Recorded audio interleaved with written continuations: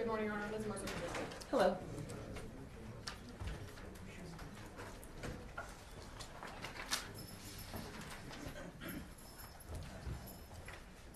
Hello, are you Mr. Redden? Yes, I am. Hello. Okay, I have a few housekeeping matters to handle before we handle his case in anticipation of me appointing the public defender to represent him. There are multiple media requests. There were multiple orders that were signed in initial appearance court. I have amended several media orders to not allow live streaming because I do not allow live streaming.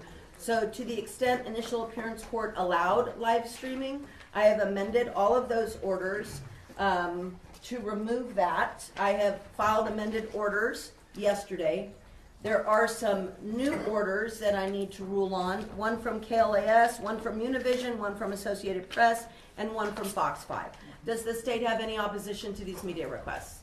Your Honor, I'll submit it to the Does the defense? I'll submit it to the court. Okay, I'm going to sign and approve these media requests. They are not for live streaming, and they are only for any sort of media that the media requested. All right, as for disclosures, before I arraign Mr. Redden, I want to disclose under Judicial Canon 2.11, Comment 5, that I do know Judge Mary Kay Holthus. I know her very casually and only professionally. I've never socialized with her outside, say, a professional event. I do, for instance, not know her phone number. I don't think she knows mine. We're not connected on social media. I've never worked at the district attorney's office, where I believe she worked for her entire career. Her daughter is a deputy district attorney on my track. However, the team chief has assured me that Kennedy Holthus will not appear on any of Mr. Redden's appearances. Therefore, I see no reason to recuse. However, I make those disclosures under Rule 2.11, Comment 5. Mr. Redden, have you been given a copy of the criminal complaint this morning? Yes, I have been given one. You're being charged with count 1, attempt murder, victim 60 years of age or older, a felony.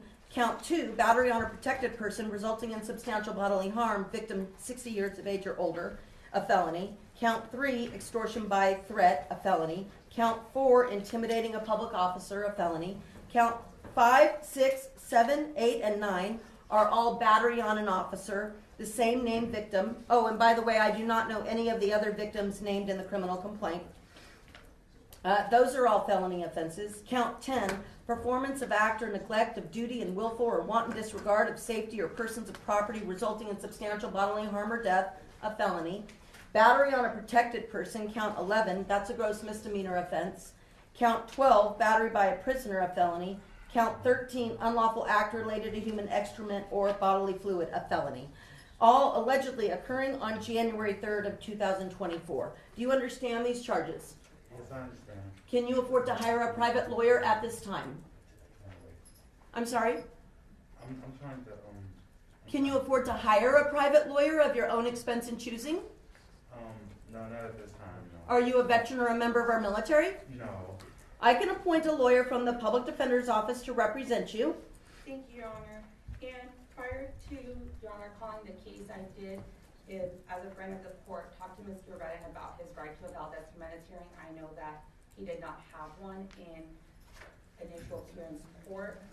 However, he's going to be choosing to waive the prompt hearing given the circumstances that happened yesterday in district court where he's already been sentenced in his other case. Okay, so he was sentenced? Correct. Okay, was he sentenced to jail or prison?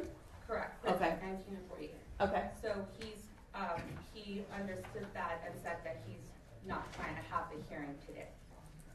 Okay, that's fine, and I'll canvass him on that. My only issue is I think what has happened is some standard bail figures have carried over since booking. So by the time he sees the judge, he is entitled to a Valdez Jimenez hearing, but it is at that point that the court sets release conditions. So I'm removing the standard bail numbers that were only assessed at booking, frankly, until he sees the judge. And given the attempt murder charge of count 1, that is a set in court bail.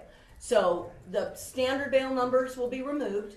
It will be replaced with a set in court bail or release condition. He is entitled to a Valdez Jimenez hearing within 48 hours unless good cause shown. But you say, Mr. Redden, Ms. Medina tells me that without waiving a bail hearing completely, you're at least willing to waive it for now because you have some other issues you have to handle. Do you understand and agree with this? Yes, in 1948. Okay. All right. So he'll just be on a set in court bail unless further ordered by the court. We need to set his preliminary hearing. Would you like that set within 15 days?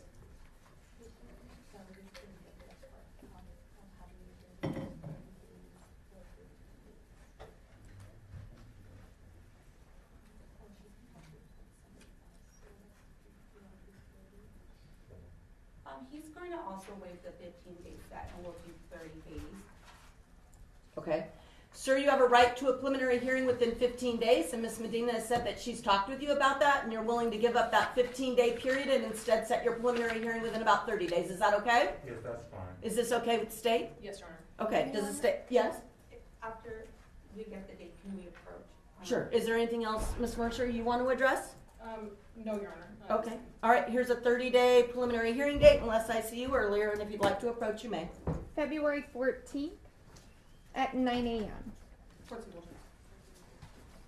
Thank you, Your Honor.